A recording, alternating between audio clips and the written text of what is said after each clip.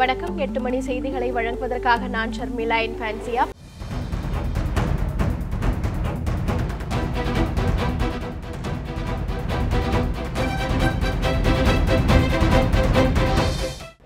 குடியரசு துணைத் தலைவர் தேர்தலில் பாஜக கூட்டணி வேட்பாளராக அறிவிக்கப்பட்டுள்ள வெங்கையா நாயுடு கடந்து வந்த பாதையை தற்பொழுது பார்க்கலாம். 1949ஆம் ஆண்டு ஆந்திராவின் நெல்லூர் மாவட்டத்தில் பிறந்தவர் வெங்கையா நாயுடு. BA BL வரை படித்துள்ள இவர் கல்லூரி படிப்பின் போது ABVPயில் உறுப்பினராக இருந்தார்.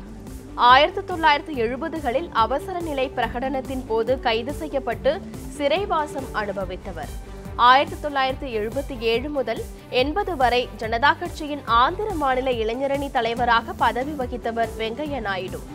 1978ஆம் ஆண்டு முதன்முறையாக ஆந்திர சட்டப்பேரவைக்கு உதயகிரி தொகுதியிலிருந்து தேர்வு செய்யப்பட்டார். தொடர்ந்து 1985ஆம் ஆண்டு வரை MLA-வாக இருந்தார். 1980 முதல் 1985 ஆண்டாம் வரை ஆந்திர மாநிலம் பாஜக தலைவராக பதவி வகித்தார். 1985 முதல் 1988ஆம் ஆண்டு வரை ஆந்திர மாநில பாஜக பொதுச் செயலாளராக இருந்தார். 1993ஆம் ஆண்டு முதல் 2000 வரை பாஜகவின் தேசிய பொதுச் செயலாளராக வெங்கையா நாயுடு பதவி வகித்தார். 1998 முதல் 3 முறை கர்நாடகாவில் இருந்து மாநிலங்களவை உறுப்பினராக தேர்வு செய்யப்பட்டார். 2000 முதல் 2002ஆம் ஆண்டு வரை வாஜ்பாய் அமைச்சரவையில் ஊரக வளர்ச்சித்துறை அமைச்சராக பதவி வகித்தவர். 2002 முதல் 2004ஆம் ஆண்டு வரை பாஜகவின் தேசிய தலைவர் பதவி வகித்தார். 2005ஆம் ஆண்டு பாஜகவின் தேசிய துணைத் தலைவர் பதவியையும் வெங்கையா நாயுடு வகித்தார். 2014ஆம் ஆண்டு முதல் நகர்ப்புறம் மற்றும் ஊரக வளர்ச்சித்துறை அமைச்சராக பதவி வகித்து வருகிறார். 2016ஆம் ஆண்டு ராஜஸ்தானிலிருந்து மாநிலங்களவைக்கு தேர்வு செய்யப்பட்டார் வெங்கையா நாயுடு. சென்னையில் குடியரசுத் தலைவர் தேர்தல் வாக்குப்பதிவு நேரம் முடிந்ததும் மாலை 5 மணிக்கு வாக்குப்பெட்டிகள் சீல் வைக்கப்பட்டு பலத்த பாதுகாப்புடன் சென்னை விமான நிலையத்திற்கு அனுப்பி வைக்கப்பட்டன. அங்கிருந்து ஏர் இந்தியா விமானம் மூலம் டெல்லி கொண்டு செல்லப்பட்டது. இங்கேருந்து ஏர்போர்ட்டுக்கு போகிறோம் மேடம். ஏர்போர்ட்லேருந்து Lok Sabha secretary ஜெனரலில் ஒப்படைக்கணும் madam.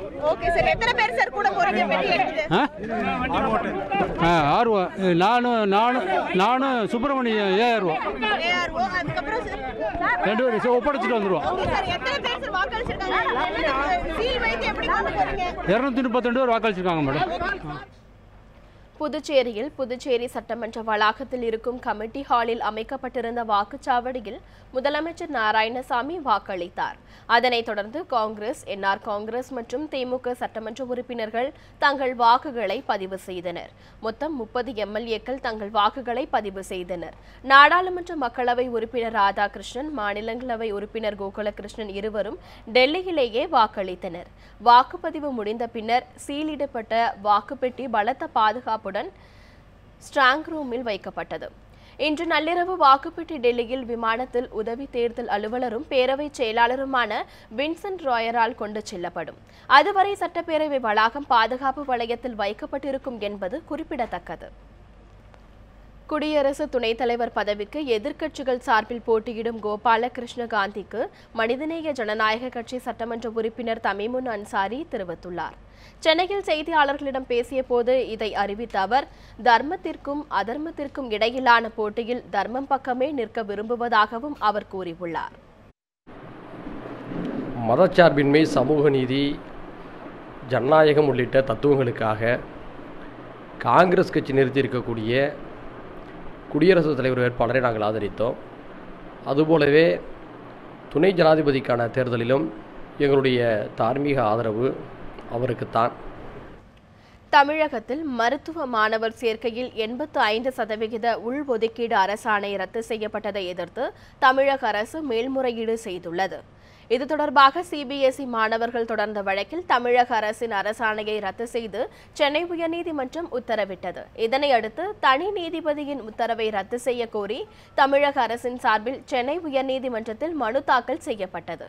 அந்த மனுவில் 85% உள்ஒதுக்கீடு என்பது கொள்கை அடிப்படையில் எடுக்கப்பட்ட முடிவு என்பதால் அரசாணை பிறப்பிக்கப்பட்டதாக கூறப்பட்டுள்ளது.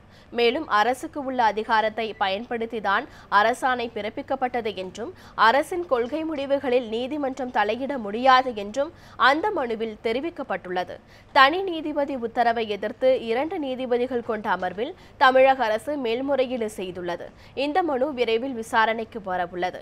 இந்நிலையில் தங்கள் தரப்பு வாதங்களை கேட்காமல் தமிழக அரசு மேல்முறையீட்டு மனு மீது எந்த உத்தரவையும் பிறப்பிக்க கூடாது என சிபிஎஸ்இ மாணவர்கள் சாய் சச்சின், தார்னிஷ் குமார் உள்ளிட்ட பலர் சென்னை உயர்நீதிமன்றத்தில் கேவியட் மனு தாக்கல் செய்துள்ளனர். இதேபோல் இந்த வழக்கில் தங்களையும் ஒரு தரப்பாக சேர்க்க கோரி மாநில பாடத்திட்டத்தின் வழியில் படித்த மாணவர்களும் உயர்நீதிமன்றத்தில் மனு தாக்கல் செய்துள்ளனர். அதிக கட்டணம் வசூலிக்கும் பொறியியல் கல்லூரிகள் மீது புகார் அளித்தால் தகுந்த நடவடிக்கை எடுக்கப்படும் என உயர்கல்வித்துறை அமைச்சர் KP அன்பழகன் தெரிவித்துள்ளார். பொறியியல் படிப்புக்கான முதல் நாள் கலந்தாய்வில் முதல் 10 ஒதுக்கீட்டு ஆணைகளை மாணவர்களுக்கு அமைச்சர் KP அன்பழகன் வழங்கினார். பின்னர் செய்தியாளர்களுக்கு பேட்டியளித்த அவர் அட்டவணையில் குறிப்பிட்டபடி கலந்தாய்வு நடைபெறும் என அவர் கூறினார். பொறியியல் படிப்பில் இந்த ஆண்டு மொத்தம் 2,61,692 இடங்கள் உள்ளதாகவும் கலந்தாய்வில் 1,36,988 பேர் கலந்து உள்ளதாகவும் அவர் தெரிவித்தார். பொறியியல் படிப்பில் 1,75,500 அரசு இடங்கள் உள்ளதாகவும் அவர் கூறினார். தனியார் கல்லூரிகள் அதிக கட்டணம் வசூலிப்பதாக புகார் அளித்தால் மாணவரின் பெயர் பாதுகாக்கப்பட்டு குறிப்பிட்ட கல்லூரி மீது நடவடிக்கை எடுக்கப்படும் என்றும் அமைச்சர் KP அன்பழகன் உறுதியளித்தார். தனிப்பட்ட ஒரு இண்டிவிஜுவல் வந்து எங்ககிட்ட வந்து இந்த பீஸுக்கு பதிலாக இவ்வளவு பீஸ் வந்து அதிகமாக வாங்குறாங்கன்னு சொல்ற இண்டிவிஜுவல் பெட்டிஷன் கொடுத்தாங்கன்னா ஃபீஸ் ஃபிக்சேஷன் கமிட்டிக்கு அதை பரிந்துரை பண்ணி அதுக்கு உண்டான நடவடிக்கை எடுக்கப்படும். கமிஷனருக்கு அனுப்பி அதுக்கு உண்டான நடவடிக்கை எடுக்கப்படும். தமிழக அரசின் அனைத்து துறைகளிலும் ஊழல் இருப்பதாக விமர்சித்த நடிகர் கமல்ஹாசனுக்கு தமிழக அமைச்சர்கள் கடும் கண்டனம் தெரிவித்துள்ளனர். அதே நேரத்தில் எதிர்க்கட்சித் தலைவர் MK ஸ்டாலின் மற்றும் OPS அணியினர் வரவேற்பு தெரிவித்துள்ளனர். அவர்களின் கருத்துக்களை இனி பார்க்கலாம். மாண்புமிகு இதே டாக்டர் புரட்சி தலைவி அம்மா அவர்கள் இருக்கும்போது வாயை பொத்திக் கொண்டிருந்த கமல் இன்றைக்கு வாய் திறப்பது வேடிக்கையாக இருக்கின்றது. அன்றைக்கே வாய் திறந்திருக்கலாம். ஆனால் இன்றைக்கு வாய் திறந்தாலும் அதில் உண்மை இருக்க வேண்டும். சிறிதளவும் கூட உண்மை இல்லாமல் அவர் அந்த சேட்டை வாரி இருப்பது போல அம்மாவின் அரசின் மீது சேட்டை வாரி வீசினார். யார் தான் சும்மா இருப்பார்கள்? எனவேதான் பதிலடி கொடுத்துக் கொண்டிருக்கின்றோம். அவர்கள் தைரியம் இருந்தால் அரசியலுக்கு இந்த கருத்தை சொல்லிட்டோம். அரசியல் வருவதற்கு தைரியம் இல்லை. ஆனால் பொத்தாம் போகாக போகிற போக்கிலே சேட்டை வாரி வீசினால் அது ஏற்றுக்கொள்ள முடியாத ஒரு செயல். ஜனநாயகத்தில் குற்றச்சாட்டுக்கு பதில் சொல்கிற உரிமை அத்தனை உரிமை எங்களுக்கு இருக்குது. நீ முறையாக குற்றச்சாட்டு ஆதாரத்தோடு சொல்லுங்கள், நாங்கள் ஆதாரத்துக்கு பதில் சொல்கிறோம். அது இல்லாமல் நீ பொதுவாக சொன்னால் நாங்கள் சொல்ல தான் செய்வோம். உன்னுடைய குற்றம் முதுகில் 1008 அழுக்க வச்சுக்கிட்டு எங்களை பற்றி பேசுறதுக்கு அருகதே இல்லாத ஒரு மனுஷன் கமலஹாசன். ஊழல்னா யார் குற்றம் சாட்டினாலும் சரி, எங்களை குற்றம் சாட்டுவர்கள் இன்ன துறையில் இன்னாருக்கு தவறு செஞ்சுருக்காங்க, இன்ன கோப்பில் தவறு செஞ்சுருக்காங்க அப்படின்னு அடிப்படையில் சொன்னாலே ஒழிய, இல்லை யாராவது ஏதாவது போய் எங்கிட்டே இந்த மாதிரி இது பண்ணாங்க அப்படின்னு சொன்னால் சொல்லலாம். இது மாதிரி ஒரு நல்ல இடத்துல, ஒரு பொதுவான இடத்துல இருக்கிறவர், ஒரு சிறந்த நடிகர் என்றவர், அவர் இந்த பொதுவாக சொல்கிறது, ஒரு நாலாந்தர பேர்வணி மாதிரி பேசுவது, பேச்சாளர் மாதிரி பேசுவது உண்மையிலே கமலுக்கு இருக்கிற அந்த தகுதி அல்ல என்பதை நான் தெரிவிச்சுக்கிறேன். வாக்களித்திருக்கக்கூடியவர்களுக்கு, ஓட்டுரிமை பெற்றிருக்கக்கூடியவர்களுக்கு ஜனநாயக ரீதியில் ஒரு அரசை விமர்சிப்பதற்கு எல்லாவித உரிமையும் உண்டு. அந்த அடிப்படையில் தான் திரு கமலஹாசன் அவர்கள் தன்னுடைய கருத்தை எடுத்து வைத்திருக்கிறார். அப்படி எடுத்து வைத்திருக்கக்கூடிய காரணத்தால் அமைச்சரவையில் இடம்பெற்றிருக்கக்கூடிய பலர் இன்றைக்கு அவரை மிரட்டுவது, அச்சுறுத்துவது, வழக்கு போடுவது என்று சொல்வது என்பது ஜனநாயகத்திற்கு விரோதமான ஒரு செயல். சந்தர்ப்ப சூழ்நிலை சந்தர்ப்பத்தின் அடிப்படையில் அந்தந்த சூழ்நிலைக்கு தகுந்த மாதிரி கருத்துக்கள் அரசின் சார்பாக வெளியிடப்படும். ஆனால் இந்த பிரச்சனை குறித்து கமலஹாசன் கூறிய கருத்துக்கு உரிய பதிலை சம்பந்தப்பட்டவர்கள்தான் உரிய பதிலாக தர வேண்டும் என்பதை தெரிவித்துக் கொள்கிறேன். இப்படி ஒரு குற்றச்சாட்டு வைக்கிறார்.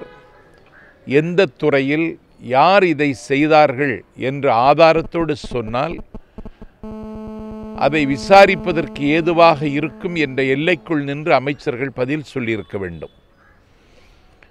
ஆனால் வன்கொடுமை சட்டத்தில் கைது செய்வோம் அப்படி என்றெல்லாம் கொஞ்சம் எல்லை தாண்டி அமைச்சர்கள் பேசுவதாகவே நான் உணர்கிறேன். வெப்பச்சலனம் காரணமாக தமிழகம் மற்றும் புதுச்சேரியில் இடியுடன் கூடிய மழை பெய்ய வாய்ப்புள்ளது என சென்னை வானிலை ஆய்வு மையம் தெரிவித்துள்ளது. இதுகுறித்து சென்னை வானிலை ஆய்வு மையம் வெளியிட்டுள்ள தகவலில் தமிழகம் மற்றும் புதுச்சேரியில் ஓரிரு இடங்களில் இடியுடன் கூடிய மழை பெய்ய வாய்ப்புள்ளதாக தெரிவிக்கப்பட்டுள்ளது. கடந்த 24 மணி நேரத்தில் அதிகபட்சமாக வால்பாறை, நீலகிரி மாவட்டம் தேவாலா ஆகிய பகுதிகளில் 1 சென்டிமீட்டர் மழை பெய்தது. சென்னையை பொறுத்தவரை வானம் மேகமூட்டத்துடன் காணப்படும் எனவும் இரவு நேரத்தில் லேசான மழை பெய்ய வாய்ப்புள்ளதாகவும் தெரிவிக்கப்பட்டுள்ளது. ஹைட்ரோ கார்பன் திட்டத்திற்கு எதிராக போராட்டத்தில் ஈடுபட்டு கைது செய்யப்பட்ட மாணவி வளர்மதியை குண்டர் சட்டத்தின் கீழ் சிறையில் அடைக்க காவல்துறை ஆணையர் உத்தரவிட்டுள்ளார். சேலம் வீராணம் அருகே உள்ள பள்ளிக்கூட தாதனூரைச் சேர்ந்த கல்லூரி மாணவி வளர்மதி ஹைட்ரோ கார்பன் திட்டத்திற்கு எதிராக கடந்த சில நாட்களுக்கு முன்பு அரசு மகளிர் கலைக்கல்லூரி முன்பாக ஜெயந்தி என்பவருடன் இணைந்து துண்டு பிரசுரம் விநியோகித்தார். அவர்கள் இருவரையும் கண்ணங்குறிச்சி காவல்துறையினர் கைது செய்து சேலம் 4வது நீதித்துறை நடுவர் நீதிமன்றத்தில் ஆஜர்படுத்தினர். இதில் ஜெயந்தி விடுவிக்கப்பட்டார். சேலம் பெண்கள் சிறையில் வளர்மதி அடைக்கப்பட்டார். அவர் மீது சிவகங்கை, கோவை, சேலம் உட்பட பல்வேறு இடங்களில் 6 வழக்குகள் உள்ளன. இதனால் அவரை குண்டர் தடுப்பு சட்டத்தில் கைது செய்ய சேலம் மாநகர காவல் ஆணையாளர் சஞ்சய்குமாருக்கு காவல்துறை அதிகாரிகள் பரிந்துரை செய்தனர். பரிந்துரையை ஏற்ற ஆணையாளர் வளர்மதியை குண்டர் தடுப்பு சட்டத்தில் சிறை வைக்க உத்தரவிட்டார். இதன்படி வளர்மதி மீது குண்டர் தடுப்பு சட்டம் பாய்ந்தது. அதனைத் தொடர்ந்து கோவை பெண்கள் சிறையில் வளர்மதி அடைக்கப்பட்டார்.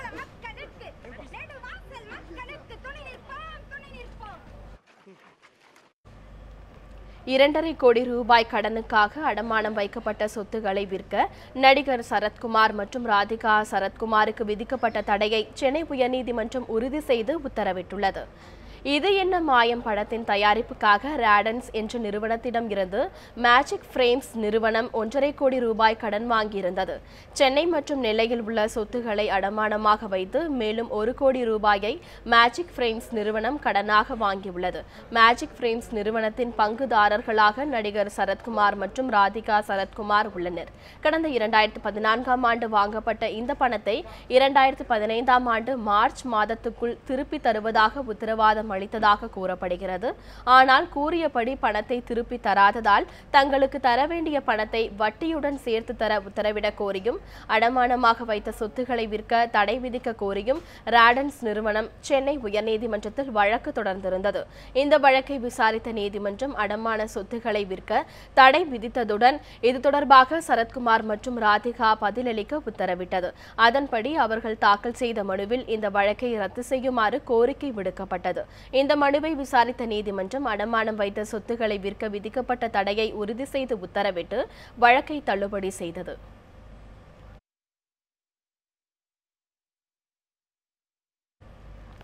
தமிழக சிறைகளில் கைதிகளிடையே செல்போன் நடமாட்டத்தை தடுக்க தீவிர கண்காணிப்பு நடைபெற்று வருவதாக சிறைத்துறை கூடுதல் டிஜிபி சைலேந்திரபாபு தெரிவித்துள்ளார். பாளையங்கோட்டை சிறையில் 8ஆம் வகுப்பு முடித்த 40 கைதிகளுக்கு சான்றிதழ் வழங்கவும் சிறையில் ஆய்வு மேற்கொள்ளவும் திருநெல்வேலி சென்ற சிறைத்துறை ஏடிஜிபி சைலேந்திரபாபு பின்னர் செய்தியாளர்களை சந்தித்தார்.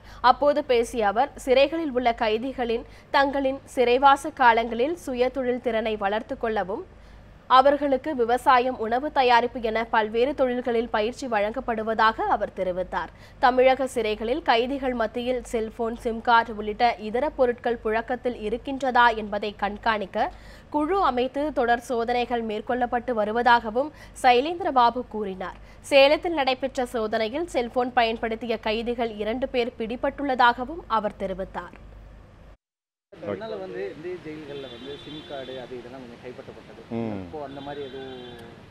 அந்த மாதிரி தாங்க தொடர்ந்து சோதனை போட்டு தான் இருக்கோம். நேற்று கூட அந்த மாதிரி சேலத்தில் சோதனை போட்டு 2 பிடிச்சிருக்கிறோம். அதுக்கு ஒரு தனி படையை வச்சுருக்கிறோம். ஸோ அந்த மாதிரி தவறுகள் நடக்காத வகையில் நம்ம சரி அதிகாரிகள் கடுமையான நடவடிக்கை எடுத்துகிட்டு இருக்கிறாங்க. ஆனால் ஒரு சிலர் அதை மீறி திருப்பி கொண்டதுக்கு முயற்சி பண்ணுறாங்க. அவங்கள நம்ம தடுத்துட்டு இருக்கிறோம்.